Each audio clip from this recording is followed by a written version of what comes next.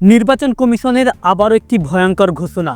যারা hearing notice জমা করেছেন বা হিয়ারিংয়ে গিয়েছিলেন তাদের একটি ভুলের কারণে আবারও আসতে চলেছে লক্ষ লক্ষ ভোটারের কাছে নোটিশ। ফের বিপাকে লক্ষ লক্ষ জনতা, আবারও সেই লাইন দিয়ে দাঁড়াতে হবে, আবারও নোটিশ জমা করতে হবে। কেন নির্বাচন কমিশন আবারও নোটিশ পাঠাবার সিদ্ধান্ত নিয়েছে, কাদের পুনরায় আবারও হিয়ারিংয়ে যেতে হবে, আজকে থাকবে এটা নিয়ে বিস্তারিত আলোচনা। তাই আপনি ভিডিওটিকে মোটেও স্কিপ না করে শেষ পর্যন্ত দেখবেন। যদি আপনি হিয়ারিংয়ে গিয়ে থাকেন অথবা আপনার যদি হিয়ারিং নোটিশ এসে থাকে, তাহলে আজকের এই ইনফরমেশনটি জেনে রাখা আপনার অত্যন্ত জরুরি। নতুবা আগামীকাল ওই একই ভুলের কারণে আপনার কাছে আবারও দ্বিতীয়বার আসতে পারে নোটিশ। চলুন দেখে নেওয়া যাক বিস্তারিত। ইতিমধ্যে লক্ষ লক্ষ মানুষের কাছে পৌঁছেছে হিয়ারিং নোটিশ। যারা প্রথম, দ্বিতীয়, তৃতীয় পর্বে হিয়ারিং নোটিশ জমা করেছে প্রয়োজনীয় নথি নিয়ে, আবারও কারো লজিক্যাল ডিসক্রিপেন্সিতে নাম এসেছে যারা বিএলওদের কাছে গিয়ে জমা করেছে। এর মাঝেই নির্বাচন কমিশনের একের পর এক নিয়মে বদল।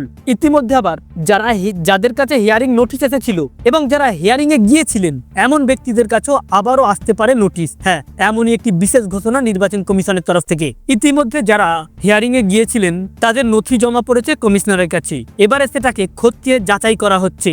আর এই যাচাই পর্বে এসে বলা হচ্ছে যে ভোটার তালিকায় বিশেষ নিবিড় সংশোধনের শুনানিতে মোট যে 13টি নথি নেওয়ার কথা বলা হয়েছিল, যে এসআইআরে কারো নামের ভুলের কারণে অথবা যাদের অন্য কোনো ভুলের কারণে বা যাদের 6টি সন্তান হওয়ার কারণে এই যে নোটিশগুলি এসেছিল, তাদেরকে যে 13টি কাগজের কথা বলা হয়েছিল, এই 13টি কাগজের যদি কেউ বাইরে কাগজ দিয়ে থাকে সেটাকে ইতিমধ্যে খতিয়ে দেখা হচ্ছে। বলা হচ্ছে এখনো রাজ্যে এসআইআর এর মোট 1,26,00,000 ভোটারের শুনানি চলছে।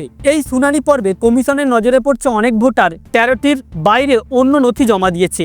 অনেক জায়গায় দেখা যাচ্ছে কেউ ব্যাংকের পাসবই দিয়েছে, আবার দেখা যাচ্ছে কেউ জব কার্ড দিয়েছে, কেউ রেশন কার্ড দিয়েছে, আবার কেউ রান্নার গ্যাসের বই দিয়েছে, আবার কেউ ভ্যাকসিনের কাগজ দিয়েছে, বা কেউ আধার কার্ড বা অন্য কিছু কাগজ দিয়েছে, যেগুলি কিন্তু 13টি কাগজের বাইরে। এখন এই পর্যবেক্ষণে ওই ভোটারদের খুঁজে বের করতে হবে, এমন একটি যাচাই চালাচ্ছে নির্বাচন কমিশনের তরফ থেকে। শুধু তাই নয়, বিশেষ প্রয়োজনে আবারও দরকার হয় পুনরায় নোটিশও পাঠাতে পারে কমিশন, এমনটা সতর্ক দিয়েছে। অর্থাৎ যারা হিয়ারিংয়ে সরকারি যে 13টি কাগজের কথা বলেছিল, ওই 13টি কাগজের বাইরে যারা কাগজ দিয়েছে এমন ব্যক্তিদের খতিয়ে দেখে পুনরায় নোটিশ পাঠাতে পারে কমিশন। অর্থাৎ যদি আপনার হিয়ারিং নোটিশ এসে থাকে আর আপনি যদি ওই 13টি কাগজের বাইরে কোনো কাগজ দিয়ে থাকেন, তাহলে নিশ্চিত আপনার কাছেও আবার নোটিশ আসতে পারে।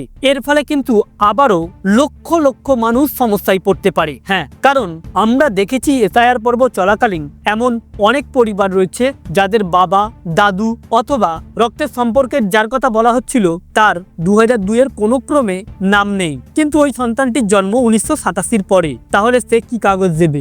এমন বহু সংখ্যক মানুষ এই সমস্যায় পড়তে চলেছে আগামী দিনে। তাই যদি আপনার হিয়ারিং এর নোটিশ এসে থাকে, আপনাকে যদি ডেকে থাকে, তাহলে আপনি যদি এই 13টি কাগজপত্রের বাইরে কোনো কাগজপত্র দিয়ে থাকেন, তাহলে আপনারও আবারও নোটিশ আসতে পারে। তো ফ্রেন্ডস, এই ছিল মূলত নির্বাচন কমিশনের তরফ থেকে একটি বিশেষ আপডেট। আমাদের উদ্দেশ্য ছিল এই আপডেটটি আপনাদের সামনে উপস্থাপন করা, যাতে আপনাদের জানতে সুবিধা হয়ে থাকে। ভালো লেগে থাকলে ভিডিওটিকে অবশ্যই একটি লাইক করে জনস্বার্থে শেয়ার করবেন। Thank you friends, thank you for watching.